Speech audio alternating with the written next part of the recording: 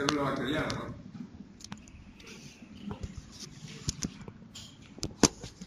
Célula biológica.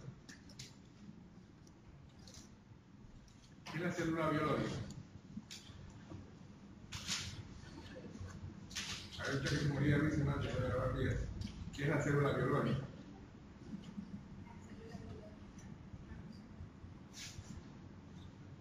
¿No saben lo que es la célula biológica? La unidad funcional de materia viva. Eso es. La célula biológica tiene diversas estructuras, como son la pared, la citoplasma, tiene organelas. Similar estructura tiene la célula bacteriana, con algunas diferencias. ¿Cuál es la diferencia que tiene la célula bacteriana, la bacteria, en relación a la célula biológica? No tiene núcleo, solamente tiene nucleoide. Que no tiene núcleo y no tiene algunas organelas, excepto ribosomas. Y algunas bacterias tienen algunas estructuras que hacen las funciones de las organelas de la célula biológica. La célula bacteriana entonces no tiene un núcleo verdadero, por eso es un procariote. Y no es un núcleo verdadero porque no tiene una membrana nuclear. Yo ya le dije el otro día eso de ahí. No le dije tampoco.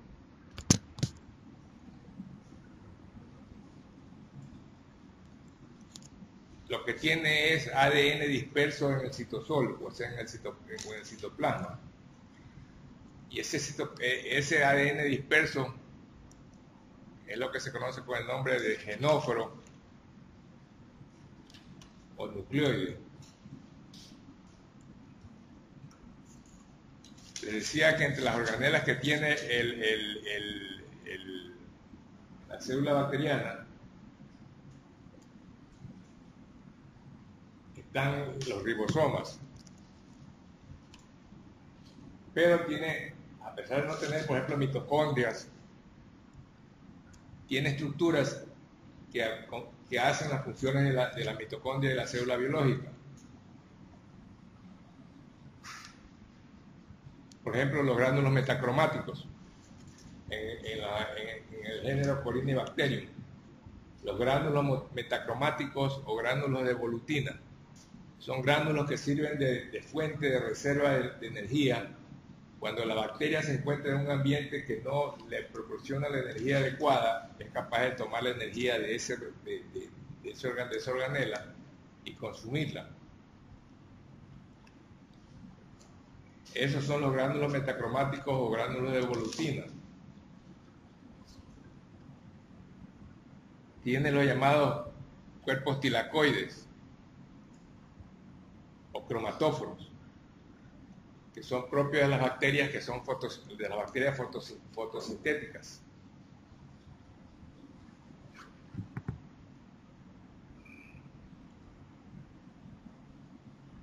Corresponden, por ejemplo, en la célula vegetal, en las plantas, a lo que serían los cloroplastos.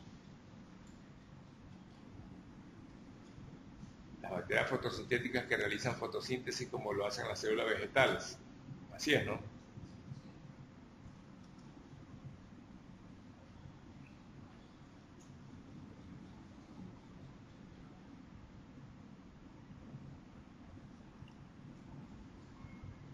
La célula bacteriana se asemeja mucho a la célula animal como a la célula vegetal. Sin embargo, la estructura es más semejante ¿a cuál? ¿A la vegetal o a la animal? A la vegetal. Tiene más bien una pared rígida, igual ocurre con la célula vegetal. Y se alimenta generalmente por difusión. En cambio que la célula animal lo hace por fagocitosis, por pinocitosis. O sea, es más parecida a la célula vegetal que a la célula animal.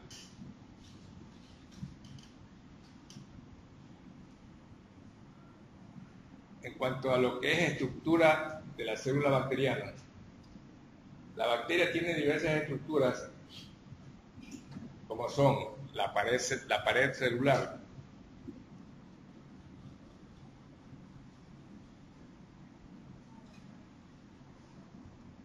¿para qué le sirve la pared celular a la bacteria?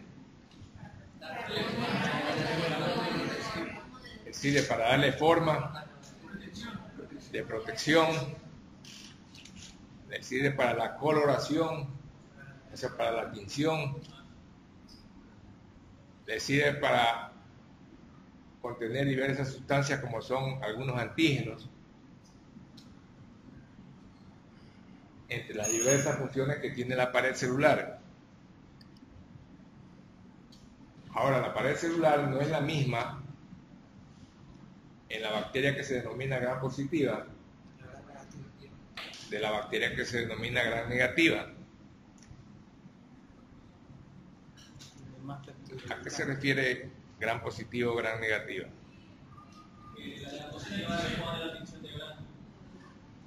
Que la bacteria teñida por un método que es el método de Gram, la bacteria puede adoptar dos coloraciones, o aparece de color morado, violeta, o aparece de color rosado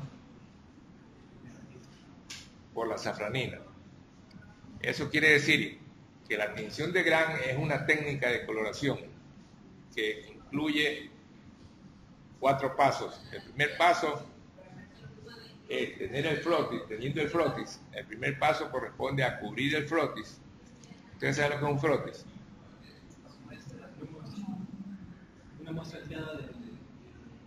Un frotis es una extensión de una muestra cualquiera. Si es de una muestra bacteriana, quiere decir que yo cojo una lámina portaobjeto,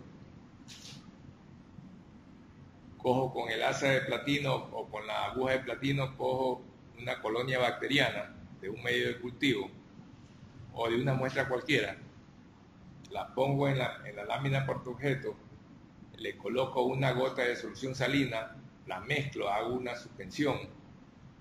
Hecha la suspensión, lo que hago es un extendido.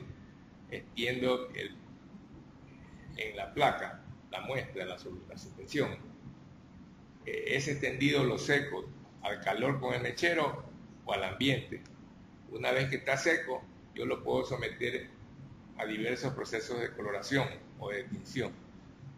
Que en bacteriología ustedes deberían de ver, no sé si en la práctica se va a poder dar, pero es parte de los temas de la práctica, las coloraciones simples y las coloraciones compuestas. Cuando se habla de coloración simple, se habla de teñir el frotis, donde uno tiene la bacteria extendida, teñirla con un solo colorante. Por ejemplo, usted le echa azul de metileno o le echa violeta de genciana. Si le echa azul de metileno y la bacteria se tiñe con ese colorante, le va a salir de color azul. Y si se tiñe con violeta porque le puso violeta de genciana, le va a salir la bacteria de color morado. Esos son métodos de tinción simples.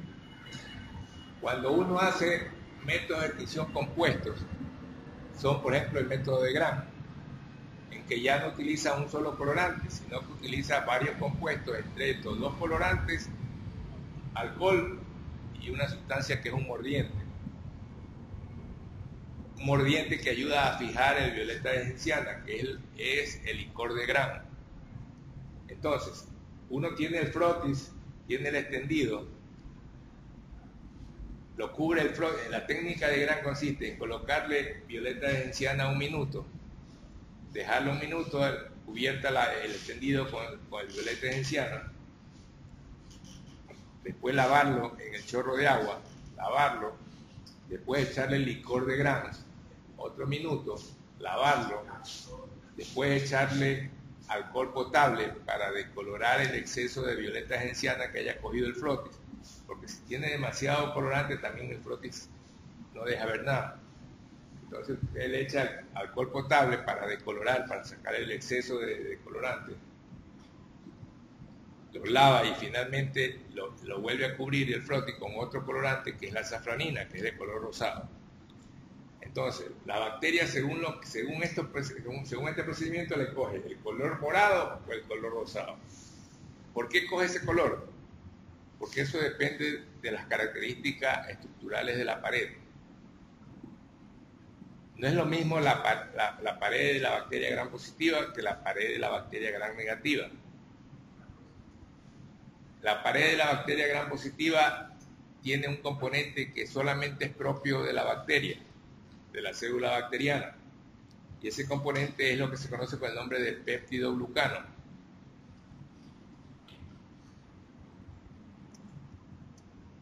El péptidoglucano constituye casi el 80% de la pared de la célula bacteriana gram positiva. La pared de la bacteria gram positiva es más gruesa que la pared de la bacteria gram negativa.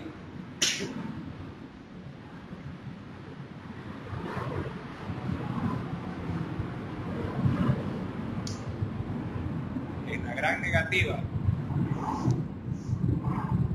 la capa de péptidoglucano es mucho más fina que la gram positiva. La pregunta sería, ¿por qué una bacteria se tiñe cuando es la pared característica de la gram positiva se tiñe de gram positiva? ¿Y por qué la otra se tiñe de gram negativa? La gram positiva tiene entre sus componentes el péptidoglucano, tiene ácidos teicoicos, ácidos teicurónicos.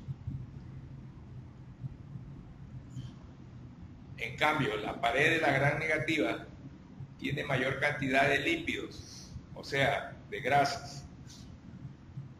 Tiene glicopéptidos.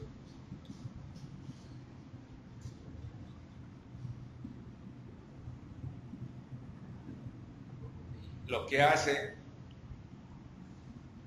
glucolípidos, lo que hace que se considera una teoría que en el caso de la gram negativa, cuando se le echa el violeta genciana entraría a través de los poros existentes en la membrana, en la pared. Pero al echarle el alcohol lo que hace es disolver las grasas que taponan en los poros. Y al disolver esas grasas, se libera el violeta, se escapa el violeta genciana. Y cuando se le echa el último colorante, el cuarto paso de la admisión de gram, se le echa la safranina en cambio quedaría fijada como último paso en la bacteria. Esa sería una de las explicaciones por la cual la bacteria gram negativa adopta el color rosado. ¿Por qué? Porque captaría el último colorante, que es la safranina, que se le echa durante 10 segundos. Debido a que ha dejado escapar el violeta genciana al echarle el alcohol potable. ¿Está bien? ¿Está bien? ¿Qué pibe eres? Banderas. Banderas, ¿está bien? A ver, repite. No me mires a mí, entiende lo que estoy hablando. O sea, está explicando que en el caso de las bacterias gram negativas se tiñen con la safranina porque cuando se utiliza el violeta genciano,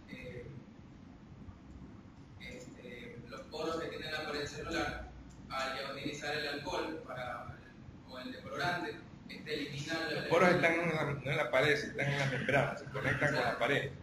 Están en la membrana de la plasmática de la bacteria. El alcohol eliminaría estos lípidos y también arrastraría también el violeta genciano. Y como se utiliza la safranina en el último paso, esto sería lo que se fijaría y lo que tomaría para... Ya, esa es una de las teorías que explican el por qué la bacteria se tiñe de un color. En cambio, en el caso de las gram positivas, que tiene ácido teicoico y péptidoglucano, esencialmente, el componente es más de naturaleza proteica. Entonces lo que pasa ahí es que la pared se deshidrata, se chupa y queda retenido el violeta, por eso sale de color violeta. ¿Está bien?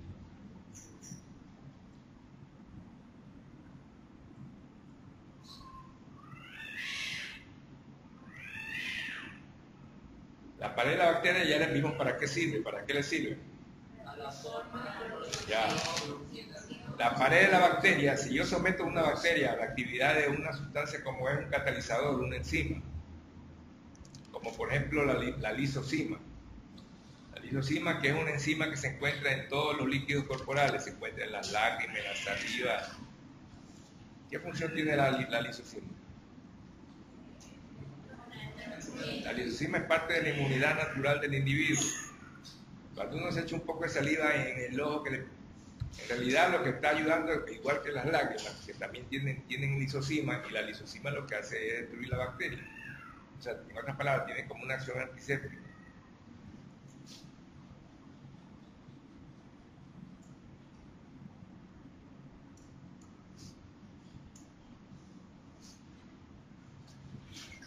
La enzima, cuando se pone en contacto, este tipo de enzima, cuando se pone en contacto con la bacteria, lo que hace, si la bacteria es gram positiva, lo que hace es digerirle la pared.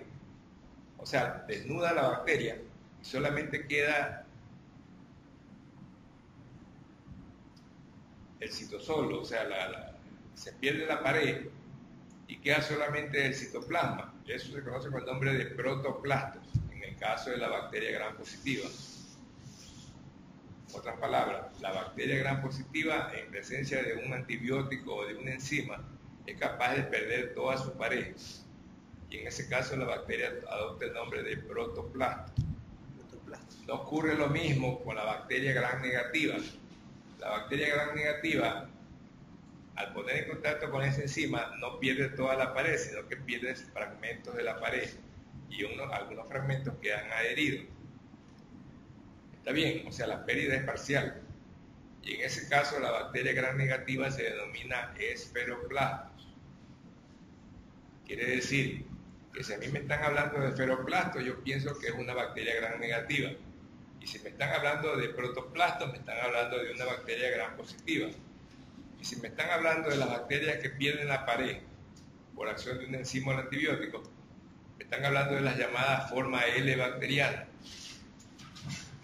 Cuando me hablan de las formas L bacterianas, me están hablando de bacterias que han perdido la pared, por lo tanto me están hablando de la importancia. ¿Cuál es la importancia de las formas L bacterianas? Porque son formas de resistencia. O sea, la bacteria puede actuar forma de resistencia a los antibióticos cuando adoptan las formas L, o sea, cuando se transforman en protoplastos o en esferoplastos. ¿Por qué? Porque de acuerdo al mecanismo, a la mecánica de actividad de los antibióticos ¿cómo actúan? Los antibióticos actúan de diversas maneras, o mejor dicho, en diversos sitios de la bacteria. Actúan, por ejemplo, algunos antibióticos como las penicilinas actúan a nivel de la pared celular.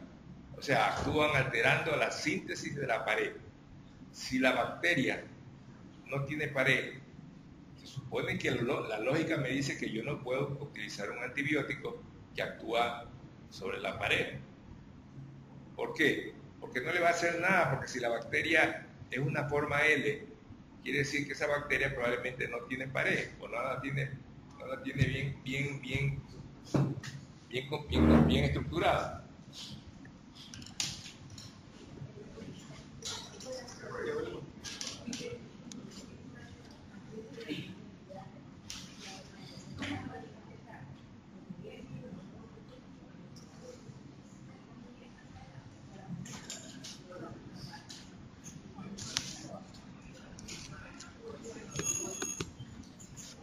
¿Qué pasó, Kevin? Antes grababas en video y ahora grabas en audio. ¿Cómo? ¿Por qué se movía?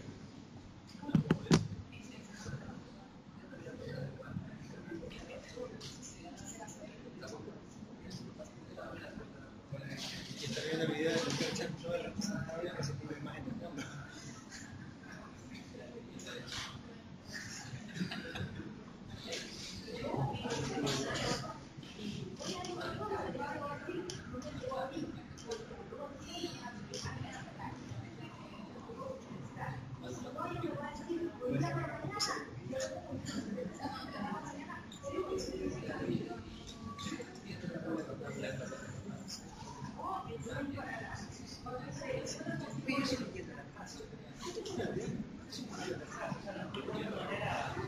Y de repente lo vemos como tres meses y te lo explica la orientación con la situación. Yo siento que este es como yo quiero ver con los ojos, yo quiero ver los ojos, si quieren hablar los ojos, si quieren abrirlos, yo creo que los ojos.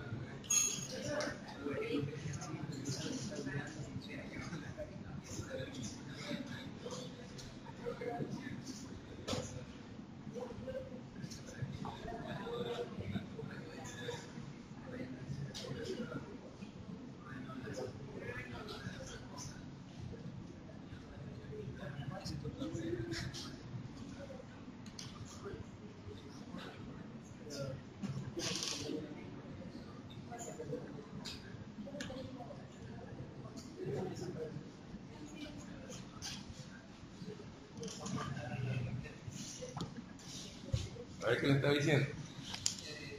De las bacterias L que resisten. Los medicamentos no tienen que actuar en la pared sobre el mismo tiempo. Está diciendo que uno no puede utilizar entonces un antibiótico que yo sé que sabe que actúa a nivel de la pared si usted sospecha que la bacteria no tiene pared. Una bacteria, por ejemplo, bueno, hay bacterias que tienen pared y pierden la pared, que son las formas L bacterianas. Pero hay bacterias que genéticamente no tienen pared. Por ejemplo, ¿cuál? Los micoplasmas. Micoplasma, por ejemplo, Mycoplasma pneumoniae. Mycoplasma pneumoniae es una bacteria, por si acaso, ella es la jefe de cátedra de bacteriología, por eso que me está hablando de una reunión.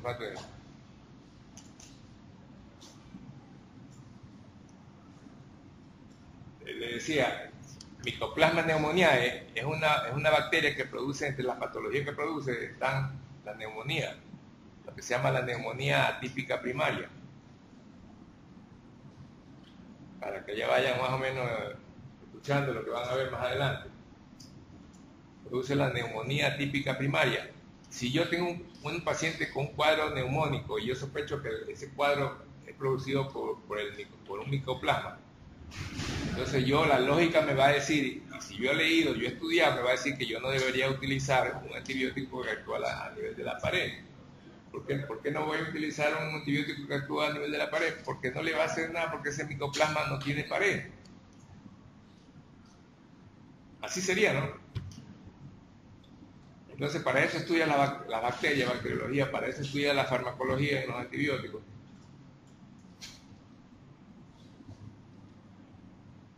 Porque más adelante, en algún momento dado, van a tener que utilizarlo.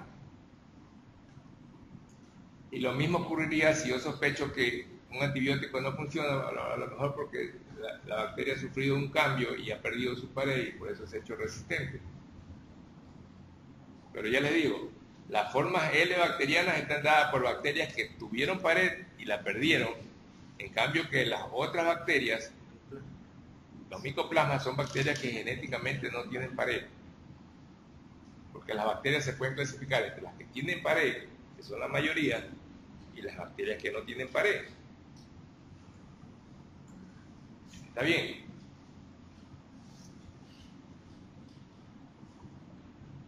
Y las que no tienen pared son en realidad formas de resistencia. ¿Por qué? Porque resisten la destrucción por los antibióticos, a los tratamientos.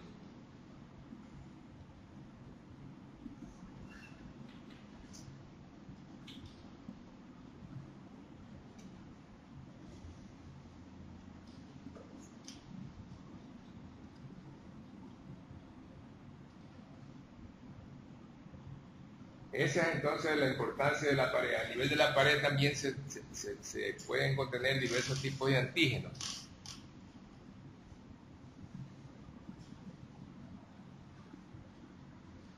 Como son, por ejemplo, ¿cuáles? Los epitopos. ¿Qué son los epitopos? Son los que se conocen con el nombre también como de determinantes antigénicos. O sea, son antígenos. Ustedes saben lo que es un antígeno, ¿no? ¿Qué es un antígeno? Algo que no es propio del cuerpo, un agente extraño que entra al organismo. Esa es una de las características que debe tener un antígeno, pero el concepto básico que le estoy preguntando no es lo que me está diciendo. O sea, le estoy preguntando qué es un antígeno. ¿Qué es una sustancia extraña? Es uno de los requisitos que generalmente para que sea un buen antígeno, que sea extraño. O sea, que no sea propio del organismo. Pero ese no es el concepto que le estoy preguntando de qué se trata un antígeno. Un antígeno es una sustancia capaz de desencadenar la presencia de otra sustancia que es el anticuerpo. Un anticuerpo que se forma a expensas del molde de ese antígeno. Ahora, ¿qué características tiene que tener el antígeno? Que tiene que ser extraño, que tiene que ser generalmente proteína, aunque puede ser un lípido, que tiene que tener un peso molecular elevado, que tiene que ser complejo. Todas esas características tienen que tener una... Pero el antígeno en sí lo que es la sustancia que desencadena otra sustancia que se conoce con el nombre de anticuerpo, que es parte del sistema inmune del organismo. Esos antígenos pueden estar contenidos en la pared de la bacteria. Y esos antígenos constituyen los determinantes antigénicos o epitopos. En sí la bacteria tiende a ser un antígeno. ¿Por qué es un antígeno? Porque la bacteria está estructurada generalmente a base de proteínas.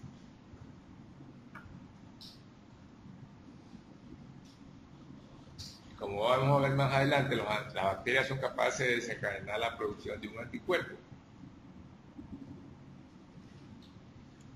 Eso en relación a lo que es la pared de la célula bacteriana. Le dije, la pared de la célula bacteriana es el mayor grosor y constituye casi el 80% del péptido glucano en la bacteria gram positiva. La bacteria gram negativa, por el contrario, es mucha más fina la capa de péptido glucano, que es la estructura básica de la pared. Y es un componente propio solamente de las bacterias, porque la célula humana no tiene ese componente. La pared de la bacteria negativa es mucho más delgada y la péptido glucano se encuentra en menor proporción también. Se llama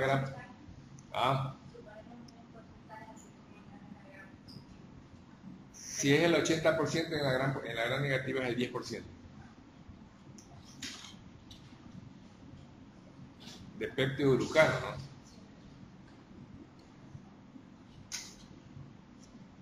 Se llama gram positiva porque se tiñe de violeta con el método de gram, y gram negativa porque se tiñe con el violeta esencial, con la safranina. Están las formas L bacterianas, los protoplastos y los esferoplastos. ¿Qué otra estructura tiene la pared? Las cubiertas de la bacteria. Tiene membrana. Tiene lo que se llama la membrana externa, pero la membrana externa solamente la poseen las bacterias gram negativas. La membrana externa es importante, ¿por qué? Porque en la membrana externa se constituye una estructura que se conoce con el nombre del complejo LPS o complejo lipopolisacárido, que es un lípido A recubierto por un núcleo polisacárido. ¿Y cuál es la importancia del complejo LPS? Eso es lo que se llama también, el complejo LPS se denomina endotoxina bacteriana. En otras palabras, en la membrana externa, no en la membrana interna, porque también tiene membrana interna. Estoy hablando de la membrana externa. En la membrana externa, que es propia de las bacterias gram negativas, les dije, se constituye el complejo LPS o complejo lipopolisacárido. Ese complejo LPS es lo que se conoce también con el nombre de endotoxina bacteriana. Quiere decir, si es una endotoxina, quiere decir que es un tóxico. Quiere decir que la bacteria gram negativa que tiene la membrana y que tiene la endotoxina, cuando produce enfermedad, cuando produce patogenicidad, la patogenicidad está dada por la endotoxina, que está constituida en la membrana externa, no en la pared, en la membrana externa.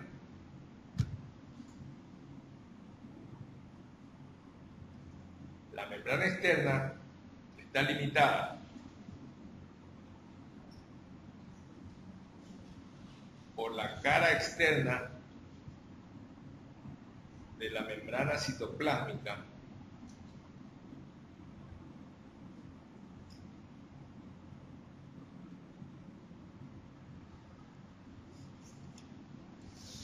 y por la cara interna de la membrana externa.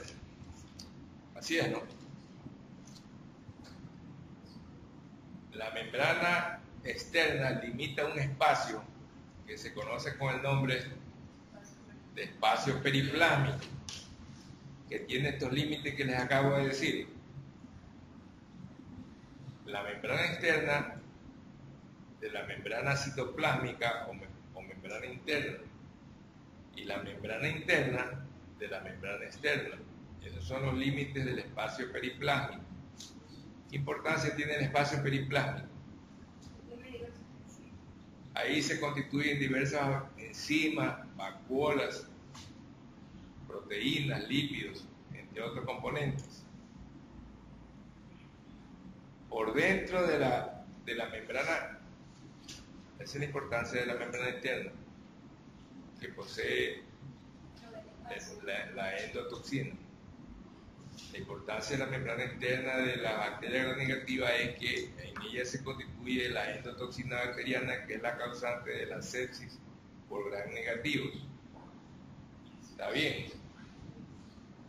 La importancia de la membrana externa es que ahí se constituye el complejo LPS o endotoxina, que es la que produce la sepsis por gram negativo. ¿Sabe lo que es una sepsis? Lo que es una septicemia.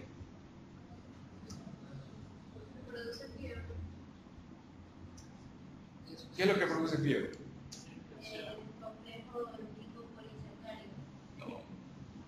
Los productores de la fiebre son los pirógenos. Los pirógenos. ¿Y qué son los pirógenos? Son citoquinas. Citoquinas bacterianas. Y de las citoquinas interleucinas.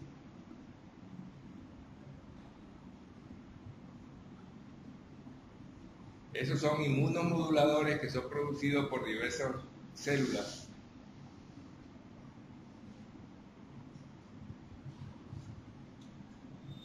Y que en el caso de los pirógenos son interleucinas, que son capaces de estimular el centro hipotalámico de la temperatura y desencadenar la producción de fiebre. Lo que desencadena la fiebre son los pirógenos endógenos, que son citoquinas. Yo le estaba preguntando qué es sepsis o septicemia.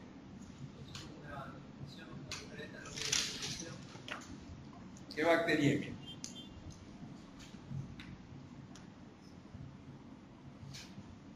Conceptualmente existe una diferencia en lo que se refiere al concepto. Existe una diferencia cuando uno habla de bacteriemia o cuando uno habla de septicemia. ¿Cuándo habla de bacteriemia uno? Cuando la bacteria está diseminada en el torrente sanguíneo, o sea, está circulando en el torrente. La bacteria penetra en el organismo, se disemina por el torrente sanguíneo y comienza a circular. Ahí hay una bacteriemia. ¿Cuándo la bacteriemia se transforma en septicemia?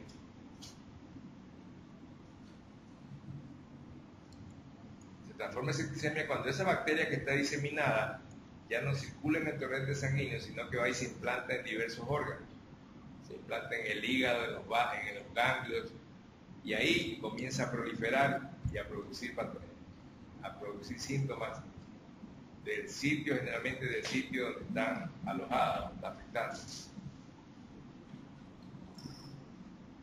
Y la septicemia en sí es un cuadro más grave porque ya hay afectación de los diversos órganos, como puede ser el aparato vascular, por ejemplo.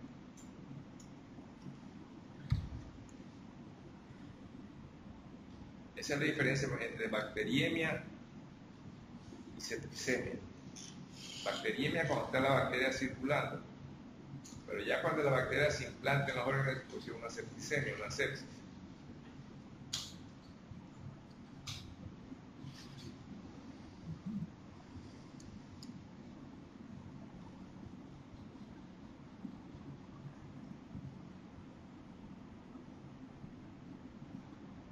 La membrana interna o citoplásmica es una membrana semipermeable que tiene una función. ¿Cuál es la función que tiene la membrana interna o citoplásmica? Actúa como una membrana semipermeable que permite el intercambio de sustancias, la salida generalmente de las sustancias de desecho y la entrada de los nutrientes.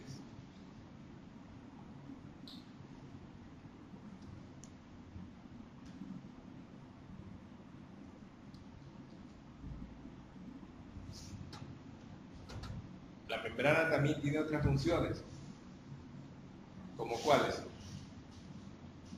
Como ser el sitio donde se realizan algunos procesos formadores de energía.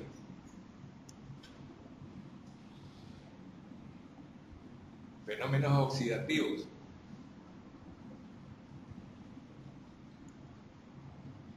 Donde se produce energía, como es el ATP, por ejemplo.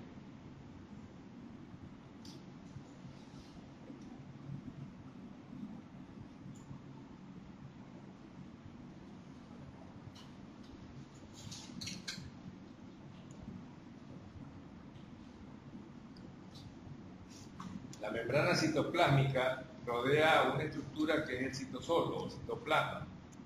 En el citoplasma se encuentran, de la célula bacteriana le decía, los ribosomas, que son las fábricas o los sitios donde se sintetizan las proteínas. Así es, ¿no? Ahí también se encuentran lo que le dije antes, los gránulos metacromáticos de volutina, que son un equivalente de las mitocondrias de la célula biológica. Se encuentran los cuerpos tilacoides, que son el equivalente de los cloroplastos de las células vegetales.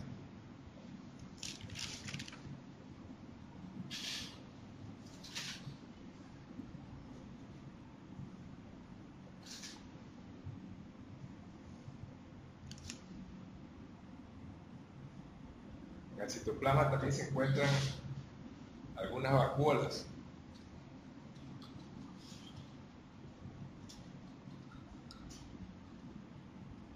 Algunas de ellas alimenticias. Otras como por ejemplo las vacuolas de gas, que son propias de las bacterias acuáticas, que contienen aire, que contienen gas, que le permite a la bacteria flotar. Son las vacuolas de gas.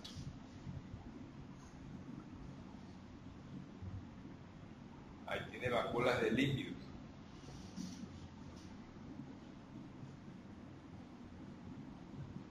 Eso entre los diversos componentes del citoplasma.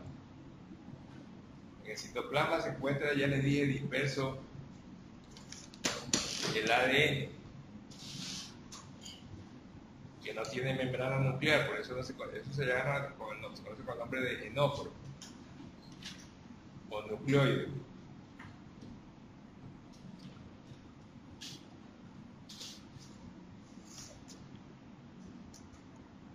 Existe un ADN que está por fuera de lo que es el genóforo.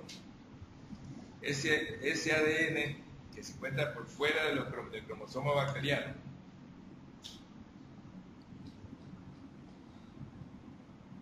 se conoce con el nombre, ¿con qué nombre?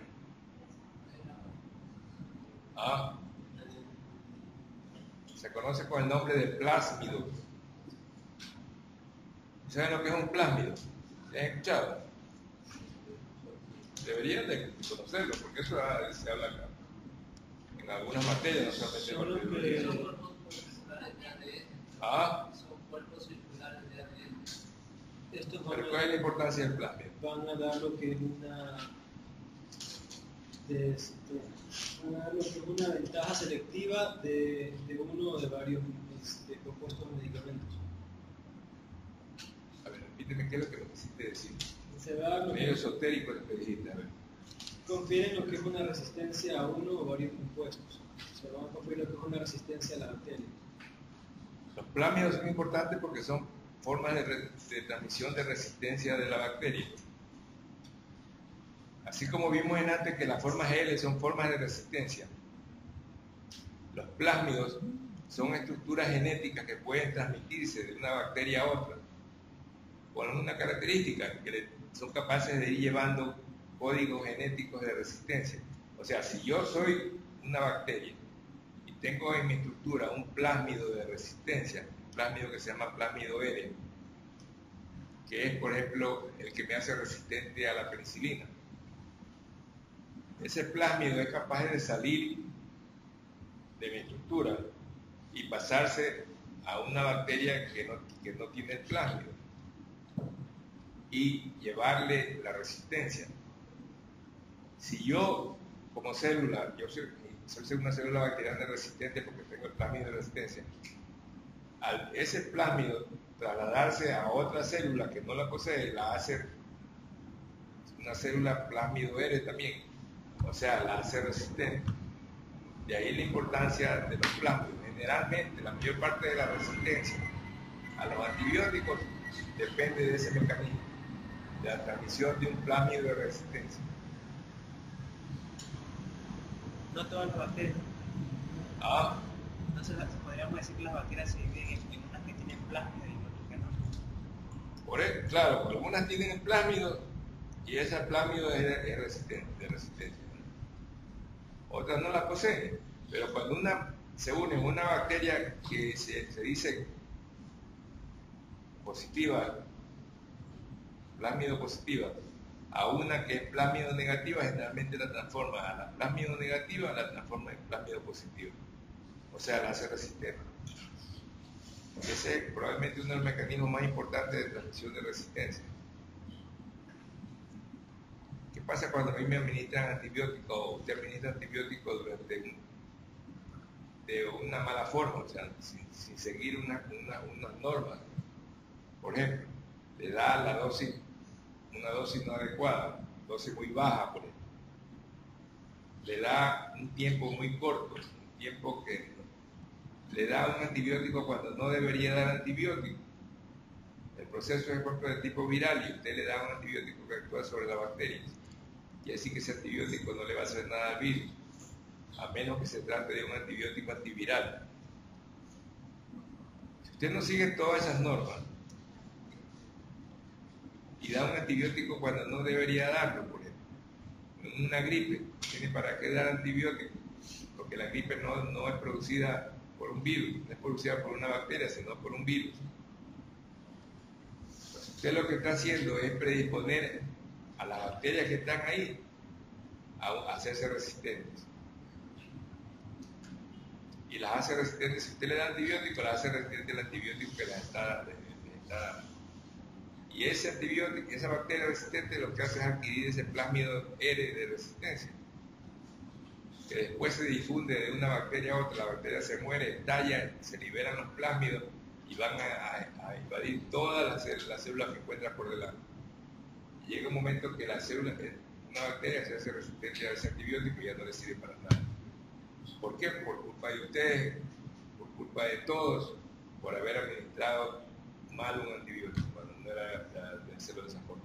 Por eso que se recalca siempre que no se usa antibióticos indiscriminadamente, que se usa el antibiótico cuando en realidad es necesario, cuando es mandatorio. Cuando se usa antibiótico hay que seguir las normas del uso de los antibióticos, todo eso de ahí. Porque si no va a llegar un momento en que todas las bacterias van a ser resistentes, como ya está pasando, y después van a haber cuadros de infecciones que no van a poder ser combatidas porque ya ningún antibiótico le hace efecto. Esa es la importancia de por qué se recalca el buen uso de los antibióticos.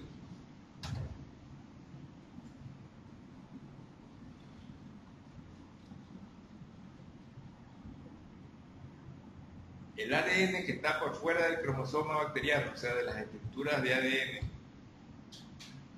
es lo que se conoce entonces con el nombre de plásmido. La importancia del plásmido es la transmisión de resistencia.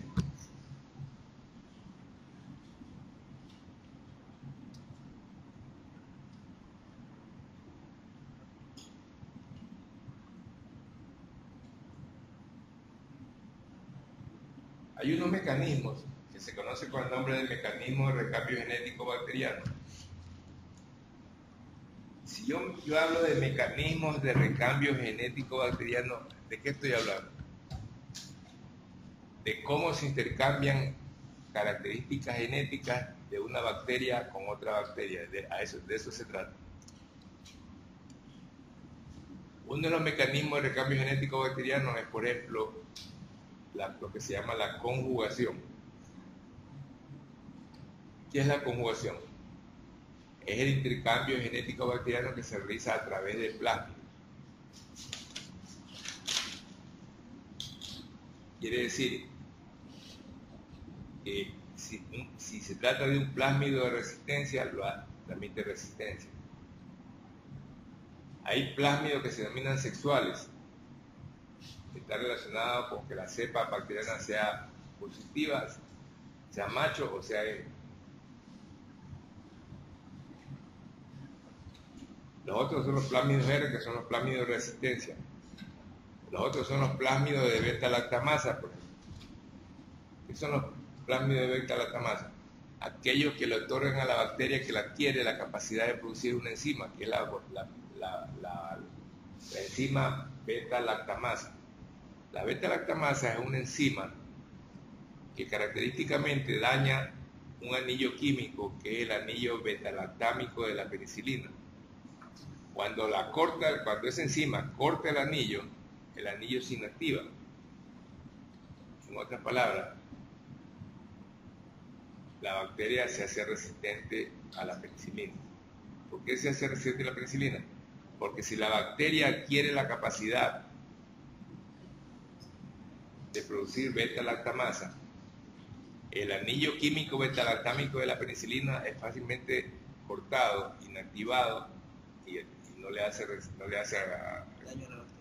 daño a la bacteria, penicilina. ¿Está bien?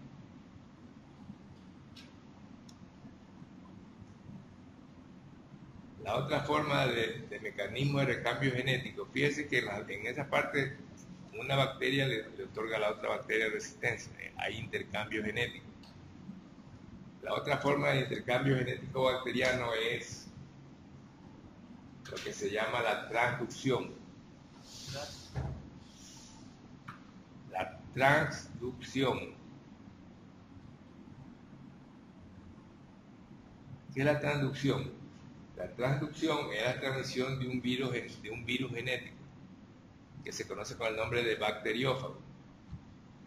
O sea, en vez de que el plásmido sea transmitido como plásmido, acá lo que se transmite es un virus que parasita a la bacteria, que se conoce con el nombre de bacteriófago, con la característica que ese virus es capaz de agarrarse al plásmido que está en la célula bacteriana, lo agarra al plásmido, y ese bacteriófago, como es un virus que sale de la bacteria, va a invadir otra bacteria y le va a llevar el plásmido de resistencia.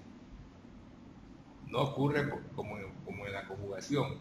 En la conjugación pasa el plásmido de una bacteria que lo posee a la bacteria que no la posee. Solo lo transportan, ¿no? Lo transporta. ¿Cómo se hace ese transporte? Por un mecanismo que se llama de conjugación sexual.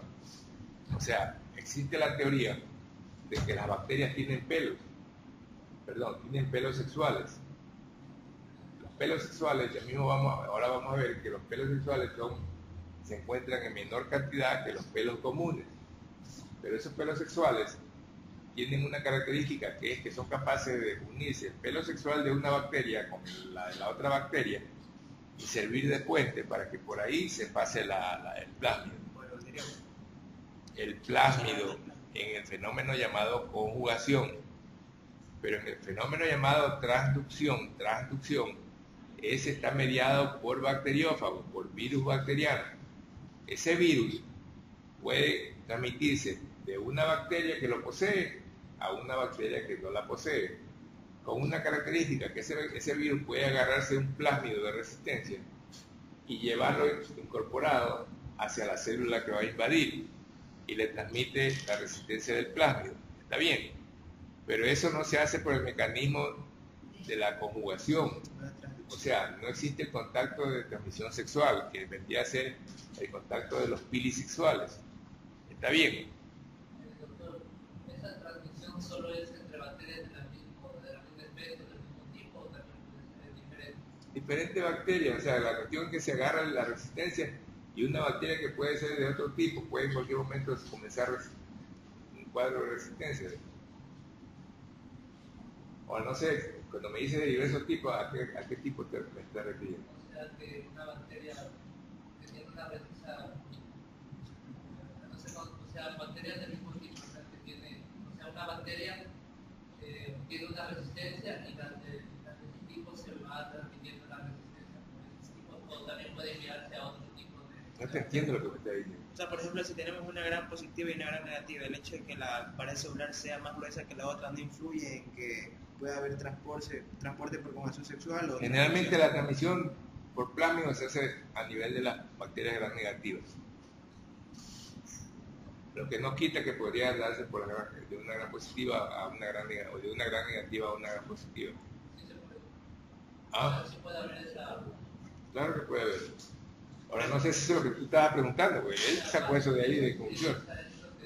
¿Ah? Eso es lo que quería preguntar, pero entonces piensa bien cuando quieras preguntar, porque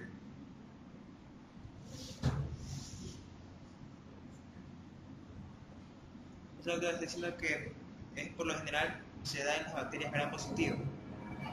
gram negativas.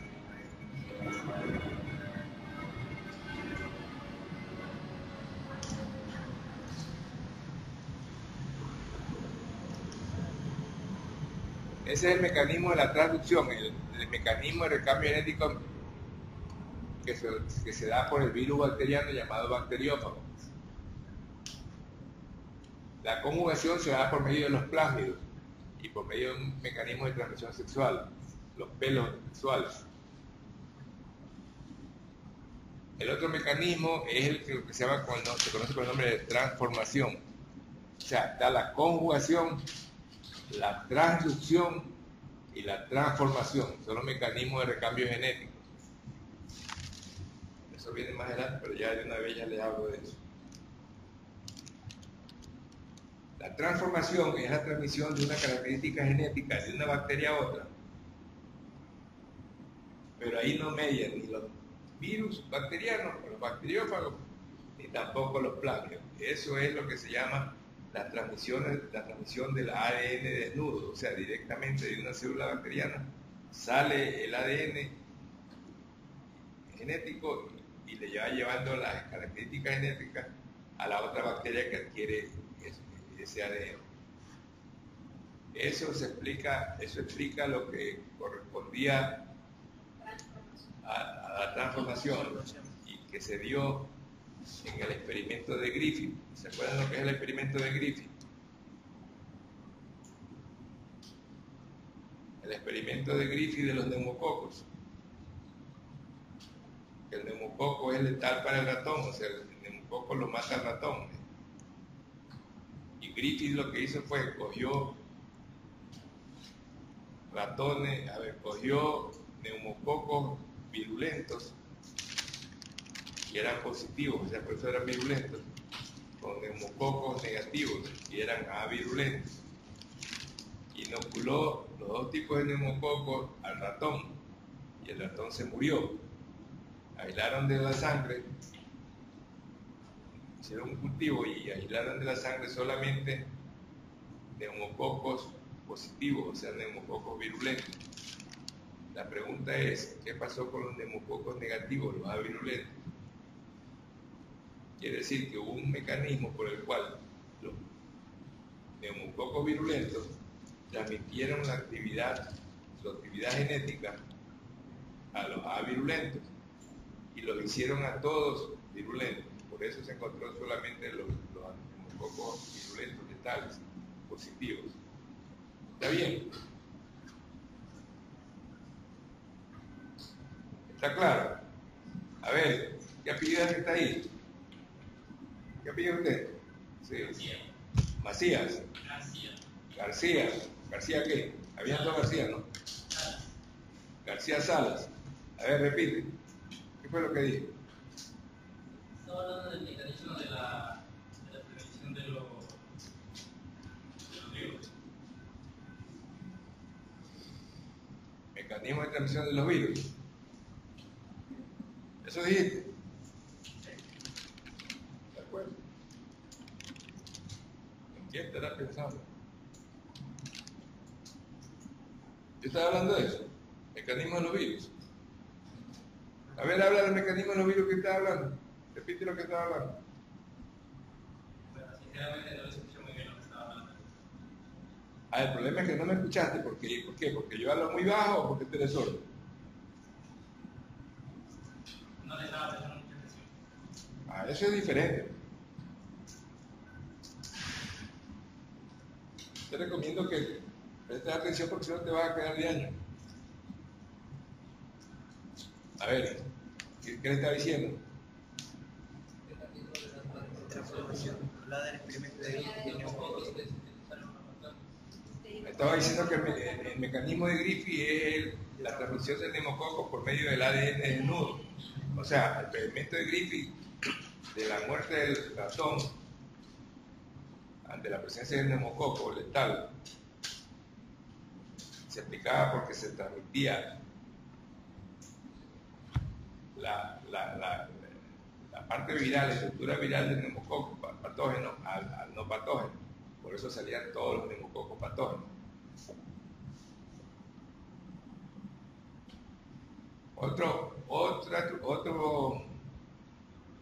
Esos son los mecanismos de recambio genético: conjugación, transducción y transformación.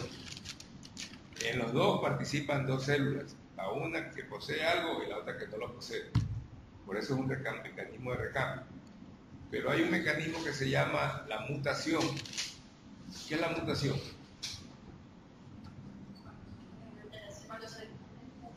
La mutación dice que es la alteración brusca de un gen. O sea, un gen en un momento dado, plum, se cambia y ya tiene una estructura genética diferente.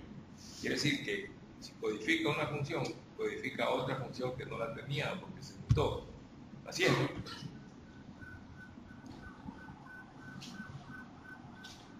Pero la mutación no es un mecanismo de recambio genético porque no se intercambia entre dos células, sino que es una sola célula la que cambia por diversas razones. Te dicen que puede ser química, puede ser física, puede ser desconocida. Así es, ¿no?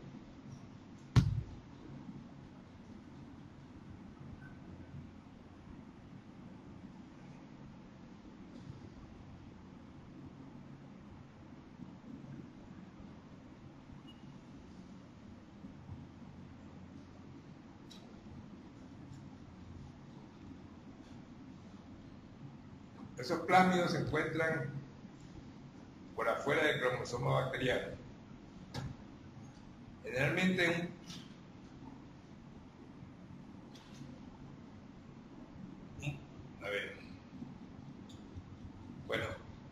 hasta ahí lo que se encuentra en el citosol, en la célula bacteriana. Las células bacterianas tienen una cubierta que se denomina también, algunas bacterias, que se denomina capa S.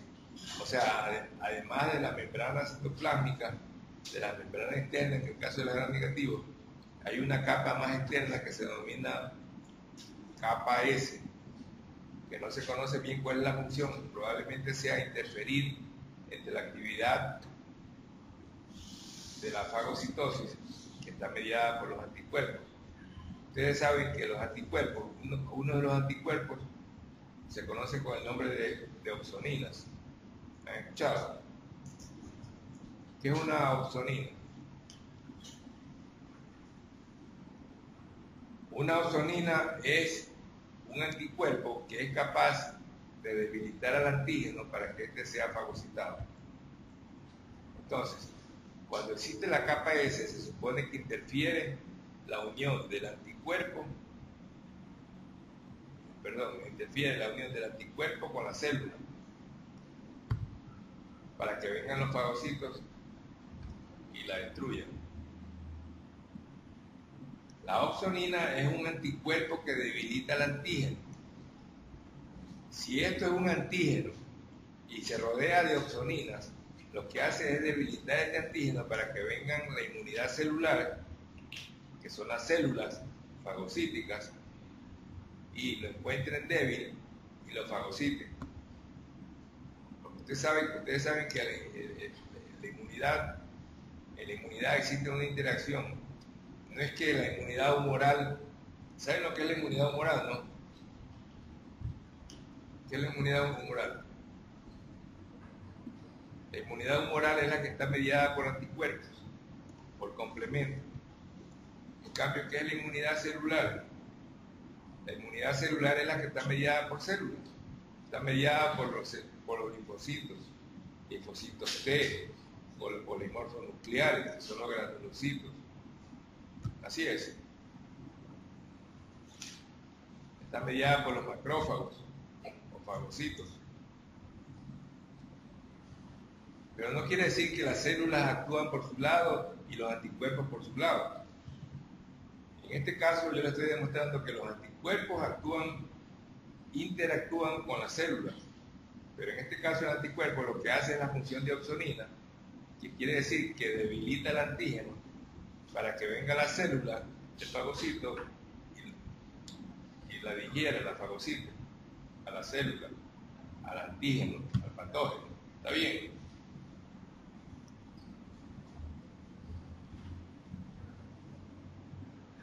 Esa es la capa S, la que probablemente interfiere entre la actividad de los fagocitos con las opsoninas, con el anticuerpo.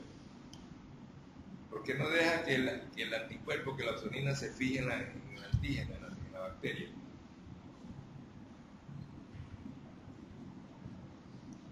Hay una cubierta externa que rodea a toda la bacteria.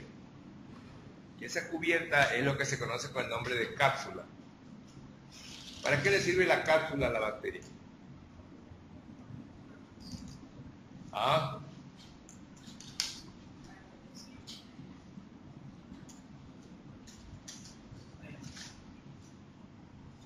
Para protección. La cápsula le da a la bacteria virulencia. Cuando la bacteria es capsulada, generalmente se dificulta la fagocitosis y la destrucción de la bacteria. Y si ocurre eso, quiere decir que la bacteria puede sobrevivir más a la defensa del organismo. Y eso quiere decir que la bacteria, si es capsulada y es patógena, esa bacteria es muy resistente y va a ser más virulenta. ¿Está bien? O sea que un factor de virulencia lo constituye la cápsula. Y la cápsula puede presentarse de tres formas. ¿Cómo puede presentarse la cápsula?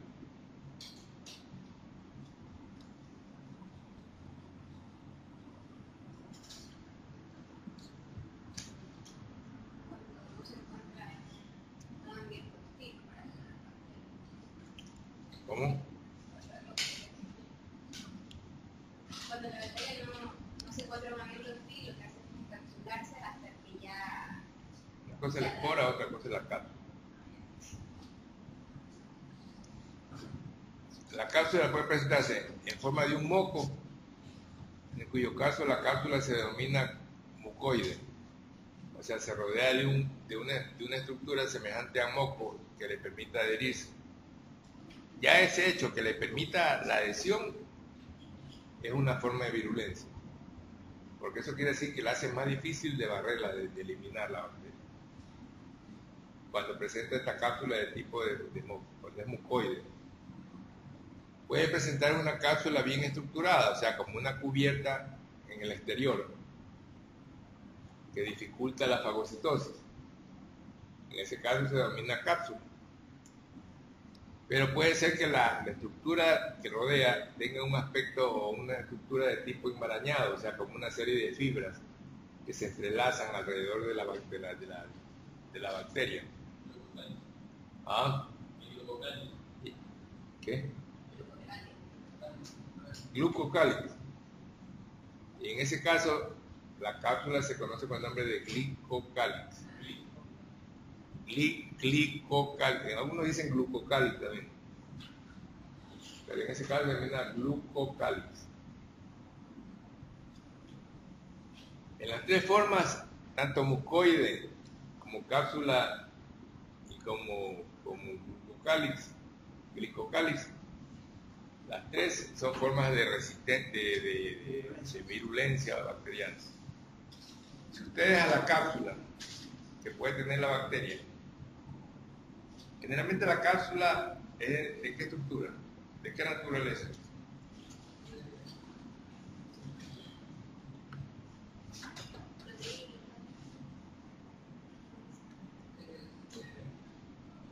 La mayor parte de las bacterias tienen la cápsula de naturaleza polisacárida. Si es polisacárida quiere decir que es un azúcar, quiere decir que es carbohidrato. La única bacteria que tiene cápsula de naturaleza proteínica, ¿cuál es?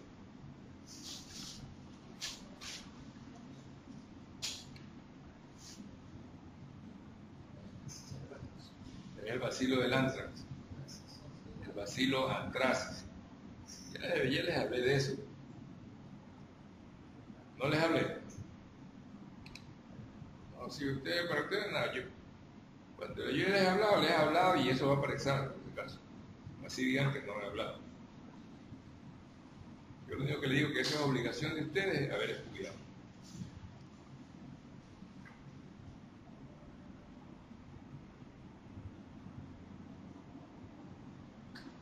Estoy seguro que les hablé de eso porque ya vimos historias de la microbiología, ¿no? ¿O no? Tampoco hemos visto. Bueno, pues hemos visto, pero también les va para examen. ¿Ah? Sí, yo sé que vimos de ello. Y cuando hablamos de historia de la microbiología, aparte de lo que se habla es la actividad del carbunco o bacilo del anthrax con pastel. Tampoco hemos visto eso, ¿no? Pero eso les va para examen. Por si acaso le digo. Yo le dije que lean historia de la microbiología, ¿no? Y eso es tan extenso que no tiene sentido leerlo así como para... Entonces, creo que con lo que yo les dije puede haber sido suficiente, pero como ustedes no han escuchado, dicen que no han oído,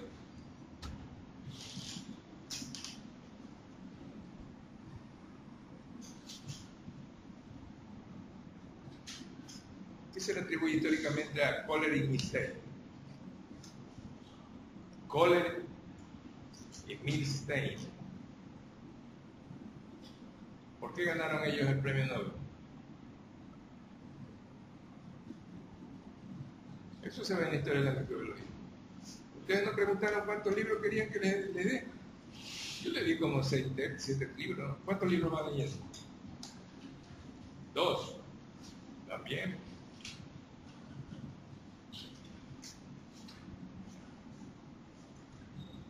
¿Qué importancia tiene Kohler y Milstein? Esos fueron argentinos.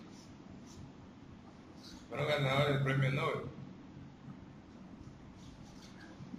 La importancia es que ellos hicieron estudios sobre el descubrimiento de lo que son los anticuerpos monoclonales. ¿Saben lo que son los anticuerpos monoclonales?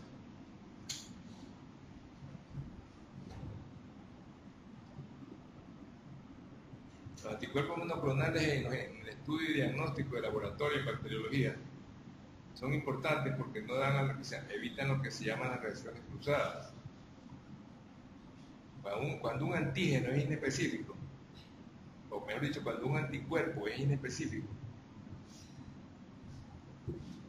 puede reaccionar con un antígeno que no le dio origen. O sea, si yo tengo este antígeno se supone que da origen a este anticuerpo. Y este anticuerpo se forma a partir de un molde de este antígeno, que fue el que le dio origen. Pero puede haber otro antígeno que está acá, que puede ser estructuralmente parecido al antígeno de acá. Y este anticuerpo, que no fue formado a expensas del molde del otro, puede reaccionar con este, o sea, reacciona de forma cruzada, lo que se llama cruzada. Y eso puede dar origen a que algunas pruebas de laboratorio, por ejemplo, una prueba serológica, ¿qué es una prueba serológica? Cuando uno habla de prueba serológica, ¿a qué se refiere? Serológica se refiere a suero, o sea, al suero sanguíneo. A lo que hace el laboratorista, le saca sangre, mueve la esa y espera que se decanten los glóbulos rojos, los eritrocitos, y queda el plasma, queda el suero que dice. Y las pruebas se hacen con ese suero, no con los eritrocitos decantados. Porque en el suero, ahí es donde se encuentran los anticuerpos, se encuentran los antígenos, que es lo que en una prueba de laboratorio yo voy a tratar de detectar. Entonces, cuando existen anticuerpos que no son específicos, que son los llamados anticuerpos policlonales, se dan lo que se llaman las reacciones cruzadas. Quiere decir que si esta prueba en una prueba yo utilizo anticuerpos policlonales, que aparecen de varios clones, eso quiere decir que pueden reaccionar con antígenos que no son los que le dio origen y dan los cuadros falsos positivos. Entonces si yo hago la prueba para determinar si el paciente tiene tifoidea, fiebre tifoidea, y él tiene otro antígeno, otra bacteria, que no es la Salmonella typhi, productora de la fiebre tifoidea. Pero como yo estoy utilizando anticuerpos policlonales, no específicos, entonces esos anticuerpos pueden reaccionar con cualquier antígeno y me va a dar positividad. Pero eso es falso positivo, porque él no tiene la enfermedad, sino que tiene una reacción paralela a otro antígeno similar. ¿Sí me expliqué? Pero si yo en la prueba yo utilizo anticuerpos monoclonales, los monoclonales tienen la especificidad que solamente reaccionan con el antígeno que le dio origen. Y eso es una ventaja porque hace que la prueba sea fidedigna. Si me da positiva es porque es positiva a la enfermedad. Y si aunque no existe un 100%, existe como un 99% existe un 1% que podría dar un falso positivo o una falsa reacción. Esos son los anticuerpos monoclonales que fueron descubiertos por Kohler y Stein.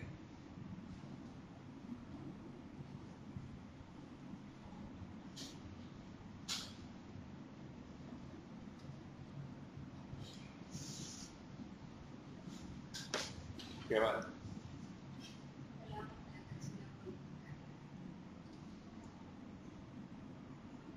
Estaba hablando de la cápsula, ¿no? Yo le dije cuál es la importancia de la cápsula. Le dije que era para la virulencia de la bacteria. Los tipos de cápsula. El mucoide, la cápsula propiamente dicha y la vocálica. La bacteria tiene pelos o pilis. Los pelos o pilis son estructuras filiformes, o sea, son los hilos. En el caso de los pelos están constituidos de una proteína llamada pilina, y en el caso de los flagelos una proteína que se llama flagelina. En los pelos existen, esos pelos tienden a ser, por si acaso, más cortos que los flagelos. Y los pelos pueden ser los llamados pelos comunes y los llamados pelos sexuales.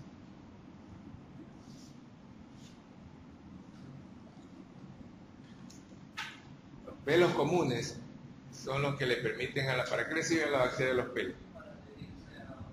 Le sirve para adherirse. No le sirve para moverse, le sirve para adherirse, para fijarse, para agarrarse.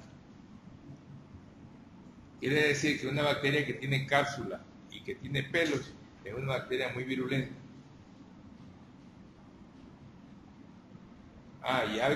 Y algo que se da cuando la bacteria tiene cápsula, se da lo que se llama las colonias SR, el fenómeno SR de la cápsula. ¿Qué quiere decir eso? Cuando la colonia es S, se dice que es colonia S, quiere decir que la colonia es lisa. Y cuando la colonia es lisa, es porque tiene cápsula las bacterias son cápsuladas. Y si la bacteria tiene cápsula, quiere decir que esa colonia está constituida por bacterias virulentas. ¿Está bien? Si la colonia es lisa, es tipo S, se habla de colonia tipo S, me están hablando de colonias lisas. Y cuando me hablan de colonias lisas, me están hablando de colonias capsuladas. Y cuando la bacteria es capsulada, eso está relacionado con la virulencia. Quiere decir que la colonia que se ha formado es de tipo virulento. ¿Está bien? Por el contrario, la colonia puede ser según la cápsula puede ser tipo R, porque el fenómeno es SR. S liso y R rugoso. Cuando la colonia es rugosa, yo debo interpretar que las bacterias que están ahí son no capsuladas. Y si son no capsuladas, quiere decir que no son patógenas. ¿Está bien? En el caso de los pelos, le decía, los pelos pueden ser de tipo comunes, que son los que rodean a la bacteria y que generalmente le sirven a la bacteria para adherirse. Eso quiere decir que la bacteria capsulada, que la bacteria que además de cápsula tiene pelos, es la bacteria muy virulenta, porque es virulenta por los pelos y es virulenta por la cápsula. Los pelos también son de tipo, los llamados pelos sexuales. Los pelos sexuales son escasos en relación a los pelos comunes y son más largos. Por ejemplo, si hay 100 pelos comunes, habrán 20 pelos sexuales que se diferencian o se identifican porque son más largos.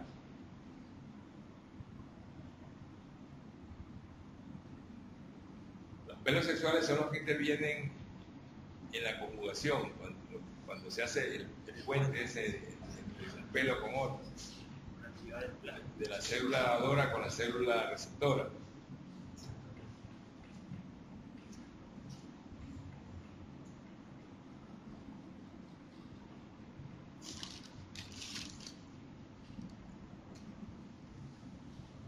La otra estructura filiforme que tiene la bacteria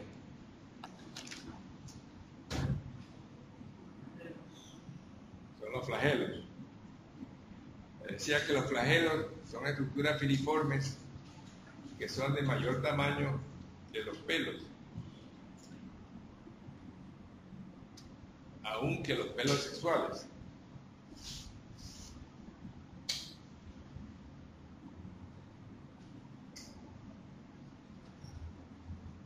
¿Para qué le sirve la bacteria los flagelos? Para darle la motilidad. Eso quiere decir que las bacterias pueden ser flageladas o pueden ser no flageladas. Si la bacteria es no flagelada, quiere decir que es no mótil, que no tiene motilidad. Si tiene flagelo, tiene que ser mótil. Quiere decir que los flagelos permiten la clasificación de las bacterias en mótiles y no mótiles. Así es, ¿no? Las bacterias que no tienen flagelos se las denomina atricas.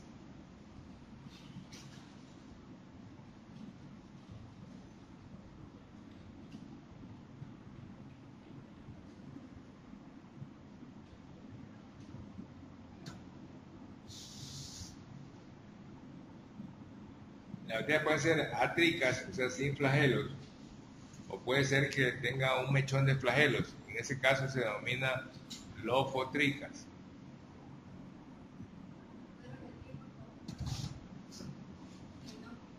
Lofotricas. Eso está en los libros. Yo lo que estoy haciendo es un resumen de lo que ustedes tienen que leer. Se llama lofotricas, cuando tiene un mechón de flagelo en un polo. Cuando tiene un pelo en cada polo se denomina anfitrica.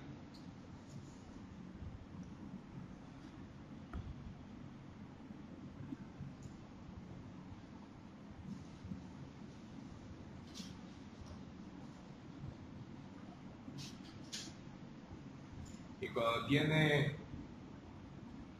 flagelos alrededor de todo el cuerpo, se denomina peritrica.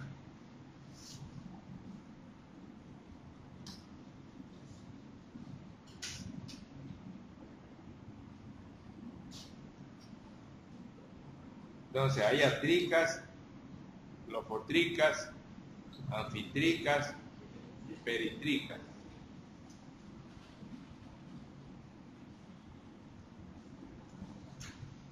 Algunas bacterias no se mueven por medio de flagelos dispuestos así, sino que se mueven por medio de flagelos que se disponen en lo que se llama una estructura que es lo que se conoce con el nombre de filamento axial.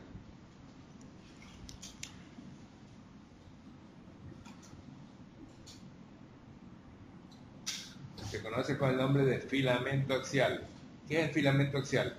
El filamento axial es la estructura que le da la motilidad a las bacterias espiralares. ¿Cuáles son las bacterias espiralares? Las bacterias espirales, o sea, las bacterias helicoidales o los víridos.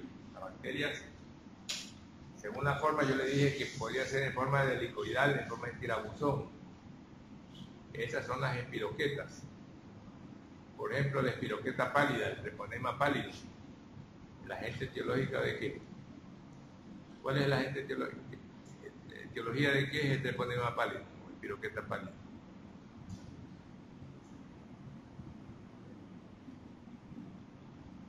El agente etiológico de la sífilis humana. ¿Ustedes han escuchado lo que es la sífilis, no? ¿Nunca han escuchado la sífilis? Una enfermedad venérea. ¿Qué quiere decir enfermedad venérea?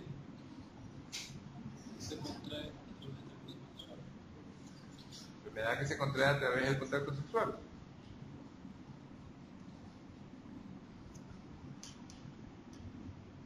El filamento axial está constituido por una agrupación de flagelos que nacen en un extremo de la bacteria y que se entrecruzan con otro grupo de flagelos que nacen en el otro extremo. Al entrecruzarse, esos flagelos se recubren de una vaina y toda esa estructura, la vaina que lo recubre y los flagelos que se entrecruzan en la parte central, que nacen de un punto y del otro punto, se conoce con el nombre de filamento axial. ¿Qué es lo que hacen esos flagelos? Hacen rotar la bacteria, se rota la bacteria, se estira, rota la bacteria, se estira, y así la bacteria avanza en el espiroqueta.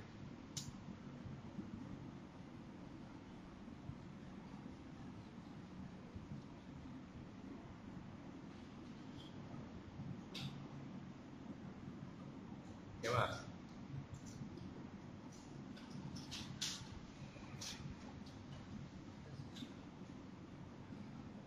A ver, hemos visto la pared bacteriana, la cápsula, flagelos, los pelos, filamento axial, citoplasma, membrana externa, lacio periplásmico, membrana interna. Lo que son los plásmidos. Esos plásmidos que son ADN extracromosómico, o sea que se quita el ADN de la bacteria y dispuesto así como un cromosoma. El ADN que está por fuera de ese cromosoma es lo que se conoce como plásmido. Cuando ese plásmido se incorpora al cromosoma al que es vecino, se conoce con el nombre de episoma. El plásmido incorporado al cromosoma es lo que se conoce con el nombre de episoma. Bueno, yo hasta ahí llegué.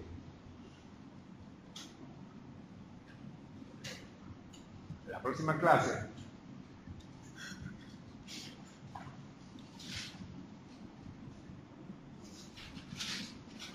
¿qué es un vibrión?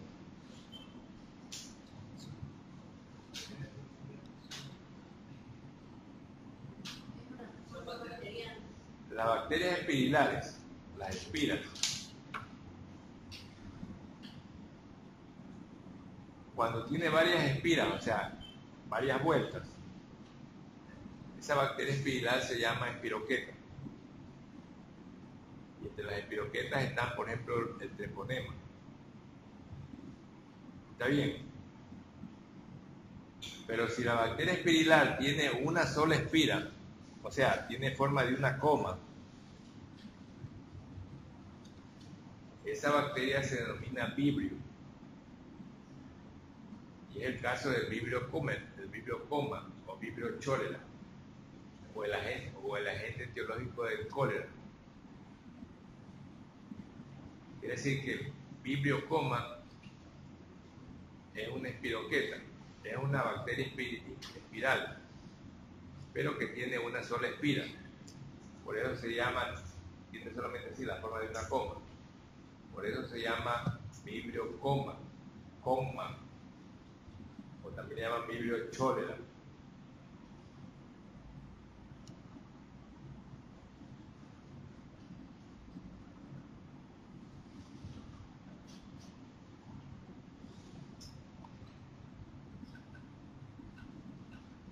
En el caso de los cocos, eso no lo he visto.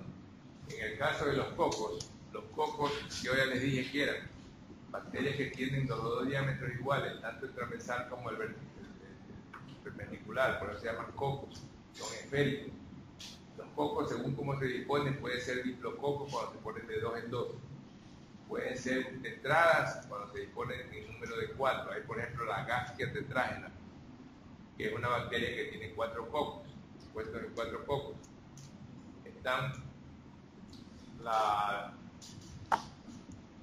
los estafilococos. Los estafilococos, que son cocos que se disponen en forma de racimo de uva.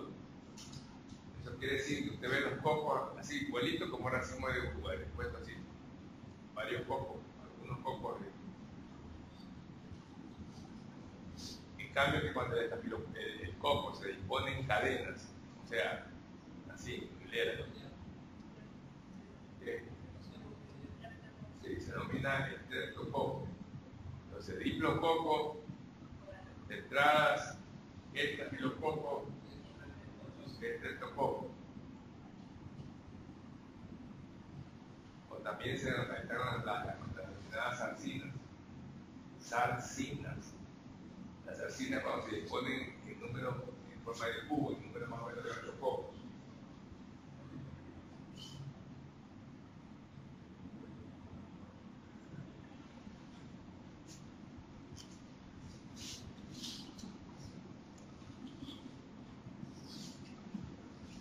Los bacilos. Yo les dije que los bacilos son aquellos que tienen forma de barra, o sea, son de forma alargada, que predominaban un diámetro sobre el otro. ¿Sí le dije, no? Los bacilos también pueden presentarse de 2 en 2, en este caso se llaman diplobacilos.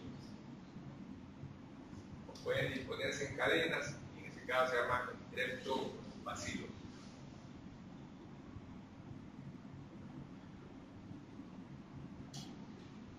Ahí vamos a quedar, la próxima clase vamos a ver fisiología bacteriana.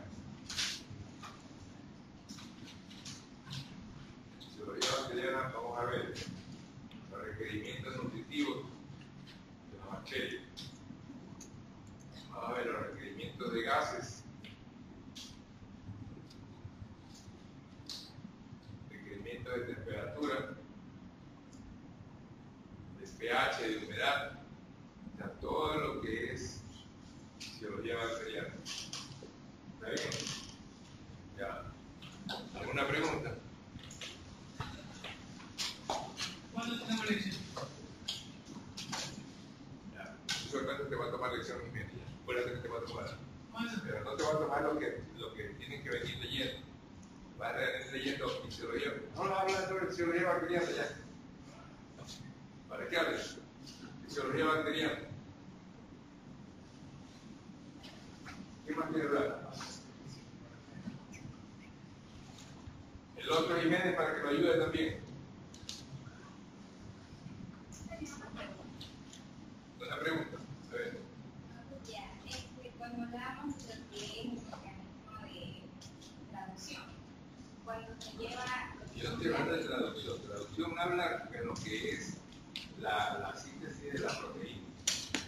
Yo estoy hablando de transducción. Usted mire en el libro, yo no solo estoy hablando de traducción. Traducción está cuando hace la separación del ADN, de cadena, ahí no así es, ¿no? Ya, cuando se lleva lo que es un plagio de la parte de lo que es el ADN, no, perdón, del virus, a la otra bacteria. Ya, eso tiene algún nombre. Lo que hace el mecanismo que lo lleva hacia la otra. Traducción. Eso fue lo que se llama. Es el mecanismo. Claro. Si usted le habla de traducción, están hablando de un virus que lleva características genéticas de una bacteria a otra bacteria. Eso se llama transducción. Y no solamente le lleva el plasmido, le lleva cualquier secuencia del cromosoma bacteriano donde está el virus asilado, donde está metido. El virus lo que hace es reproducirse y después hace que la bacteria estalle. Como la bacteria estalle, quiere decir que la bacteria se muere. Y todos los virus que se han multiplicado y se han reproducido se liberan y se agarran el ADN de la bacteria, o sea que el cromosoma iba a llevar la característica genética de la bacteria donde estaba a la bacteria nueva que van a podrían agarrarse un tramposón, por ejemplo. ¿Sabes un tramposón? Es un elemento transferible del ADN, o sea, una secuencia que puede transponerse, puede saltar de una, le llaman elementos saltarines, que saltan de un sitio a otro sitio en el cromosoma. En el momento que saltan de un sitio, que estaban aquí, y si saltan por acá, ya le dan otra estructura al cromosoma, modifican otra función, ¿me explico? Es un tramposón. Puede agarrarse un tramposón, no necesariamente un plásmido. El plásmido es el ADN que ya le digo, está por fuera, está libre, por fuera del cromosoma bacteriano. Pero puede ser que se agarre una secuencia misma del cromosoma, que viene a ser un tramposón, puede ser.